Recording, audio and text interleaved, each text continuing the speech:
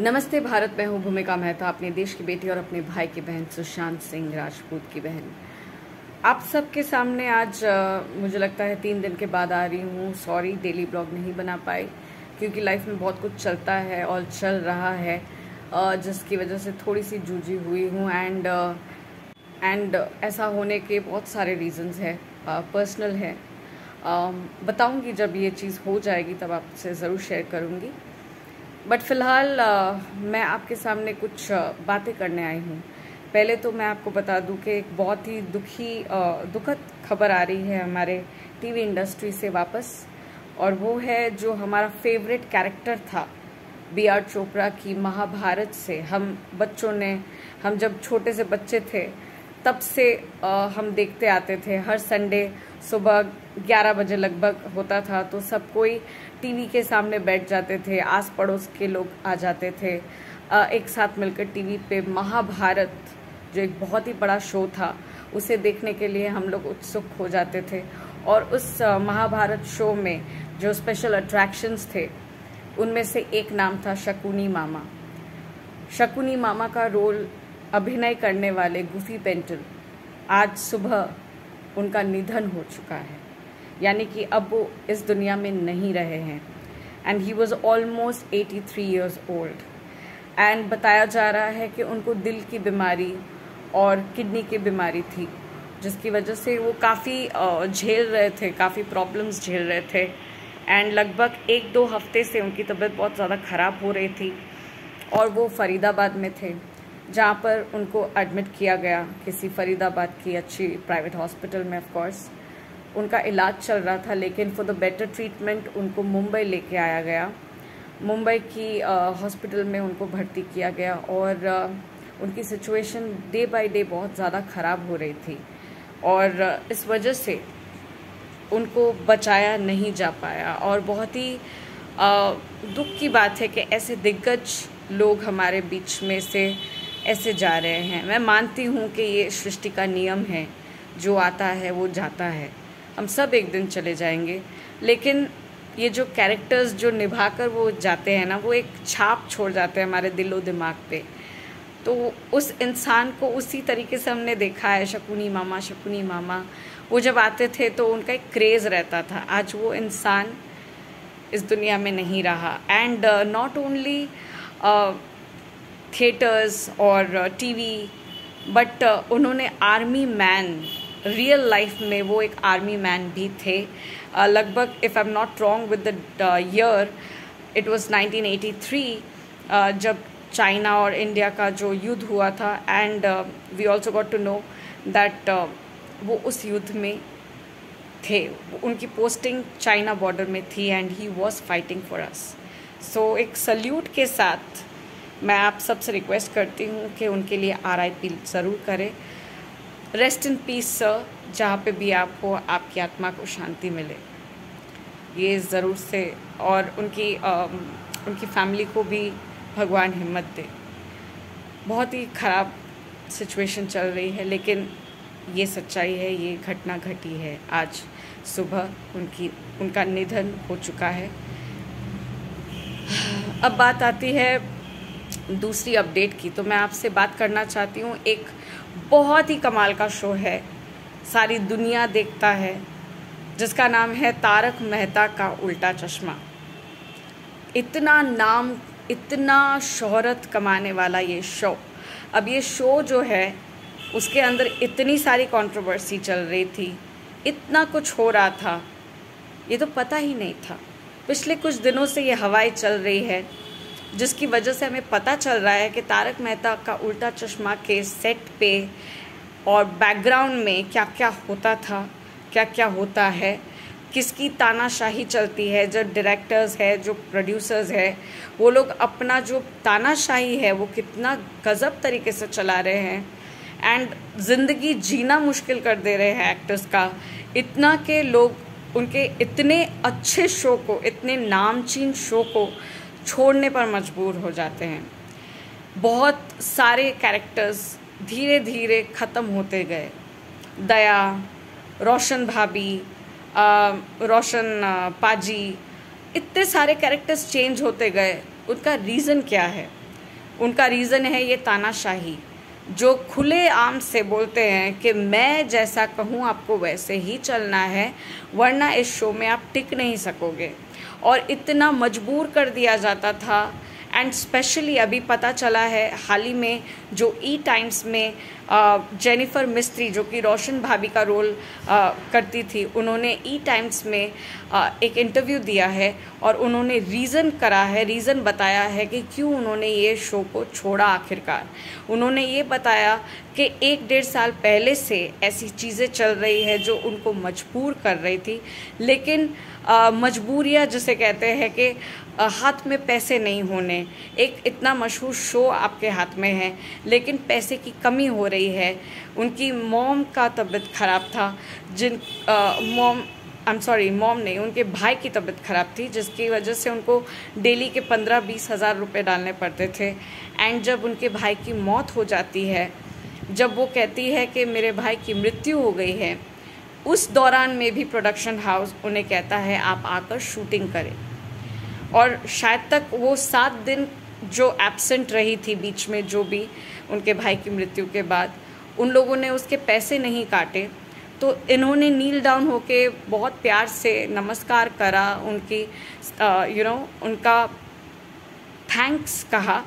लेकिन जो सोहेल है, जो उनके क्रिएटिव डिपार्टमेंट से बिलोंग करते हैं, उन्होंने ये कहा कि तेरा भाई मर गया है, इस वजह से हम लोगों ने तुझे पैसे दिए हैं, वरना तेरे पैसे काटे जाते और शायद तुझे इस शो से बाहर निकाल दिया जाता। इसके अलावा असित मोदी उनको बहाने से अपनी वैनिटी कार में बोलो या कहीं पे भी उन्हें बुलाते थे और ज़बरदस्ती विस्की पिलाने की कोशिश करते थे। इनफैक्ट उनके स्किन के इतने पास आ जाते थे, उनके चेहरे के इतने पास आ जाते थे और उनको कहते थे कि तुम्हारे होठ बहुत सुंदर है, इन्हें किस करने का मन करता है। वापस से कह रही हूँ, यहाँ तक अपना चेहरा लाकर कहता था एक औरत के पास कि तुम्हारे होठ बहुत सुंदर है, इन्हें किस करने का मन करता है। आप सोच सकते हैं क्या हुआ होगा उनके साथ। ऐसा बोला नहीं है उन्होंने, काफ़ी चीज़ें ना बोलकर भी समझ में आ जाती है। एंड यहाँ पर मैं दोष नहीं दे सकती, ब्लेम नहीं कर सकती। मजबूरियाँ लोगों को बहुत कुछ करवाती है। एंड मुंबई शहर is famous for these things. ऐसा नहीं है कि हम नहीं जानते हैं। मुंबई सपनों की नगरी, माई फुट, सपनों की नगरी नहीं है। आई एम सॉरी जो भी मुंबई निवासी है, if you guys are agreed to what I am saying, then please do comment, otherwise share your views, correct me if I'm wrong। लेकिन मुंबई नगरी में गंदगी भरती है, ड्रग्स का तो पता चला ही है। एंड ये सारी चीज़ें मुंबई में बहुत आम बातें हैं। कास्टिंग काउच, ये प्यार भरी बातें करके लड़कियों को हवस की निगाहों से देखना, उन्हें ये कहना तुम मेरे साथ एक रात गुजार लो, मैं तुम्हें हीरोइन बना दूंगा। लागा चुनरी में दाग, ये एक मूवी थी रानी मुखर्जी की, जिसमें एकदम सच्चाई दिखाई गई है। छोटे शहरों से जो लड़कियां आती है मजबूर हालत में, उनके साथ क्या होता है। इनफैक्ट अभी तो छोटे शहर छोड़ो, बड़े शहरों से भी कुछ लड़कियां आती है, कुछ मजबूरी में करती है, तो कुछ अपने शौक़ से करती है, तो कुछ अपने शौक़ों को पालने के लिए करती है। They can be many other reasons. तो ये कितनी गंदगी भरी पड़ी है इन सब चीज़ों में। I think so. I should say this. I don't know how you people will be reacting. I won't watch this particular show anymore. मुझे ये बकवास शो नहीं देखना है अपनी लाइफ में। एंड मैं चाहती हूँ कि इसकी TRP इतनी कम हो जाए कि ये गंदे प्रोडक्शन हाउस वाले लोग अपने आप इसको बंद कर दें। इतना इन लोग के साथ बुरा हो कि इन लोगों ने जिन जिन के साथ बुरा किया है उनके कर्म वो इस जन्म में भुगते। दूसरी बात आती है जहाँ पर मैंने कहा ना कि कुछ लोग अपने शौक़ पालने के लिए बहुत कुछ करते हैं, तो एक नाम आता है जो कि बड़ा फेमस है, जो कि हमारा खासम खास नाम है, और वो नाम है रिया चक्रवर्ती। इसको मैंने शो स्टॉपर की तरह लास्ट में अपडेट डाला है क्योंकि रिया चक्रवर्ती सुनने में आया है, एंड सुनने में क्या अब तो दिख रहा है, रोडीज में आ रही है। तो क्या सोच के रोडीज ने रिया चक्रवर्ती को इस शो में लिया है? आपको क्या लगता है? आपको टीआरपी मिलेगी, या आपको क्या लगता है लोग आपके शो को बॉयकॉट द शो करेंगे और ये और लाइमलाइट में आ जाएगा? आप लोग यही सोच रहे हो ना? आप लोग एकदम गलत सोच रहे हो, क्योंकि यहाँ पर आपकी लाइमलाइट जो है वो नेगेटिव है। आपको कोई अच्छी नजरों से नहीं देखेगा। और अगर इस बार आपकी टीआरपी थोड़ी सी बढ़ी ना, तो आप पूरी तरह से नीचे उतर जाओगे, क्योंकि आपने एक ऐसी घटिया इंसान को अपने प्रोडक्शन हाउस में जगह दी है जिसका नाम है रिया चक्रवर्ती, जिसे कौन जानता था? बाय द वे, क्या आप जानते थे? क्या मैं जानती थी? जलेबी करके कोई मूवी आई थी, मुझे तो वो भी नहीं पता था। मैंने अचानक से, मेरा टाइम पास करने के लिए एक समय था और मैंने जलेबी मूवी देखी, मुझे गुड टाइम पास लगा और कुछ नहीं। मैंने इनफैक्ट ये भी सोचा था girl looks very cute and she is very sweet. इतनी जहर भरी लड़की मैंने कभी सोचा नहीं था। इस जहर भरी लड़की ने मेरे भाई को खत्म कर डाला। 8 जून की बात आ रही है, 8 जून, जिसने मेरे भाई को बर्बाद करना शुरू किया। 8 जून को उसने घर छोड़ दिया। बार बार मैं टिकटॉक की वीडियोस में बताती रही कि अरे स्टूपिड लोग, तुम लोग क्या बकवास कर रहे हो। सारे यूट्यूबर्स को मैं ये कहती थी। 8 तारीख को उसने घर छोड़ा, 12 तारीख को वो आई थी। उसके बाद कहीं जाकर यूट्यूब में ये वीडियोस आई। खैर, मुझे उसका कोई फर्क नहीं पड़ता, लेकिन कम से कम बात तो आई।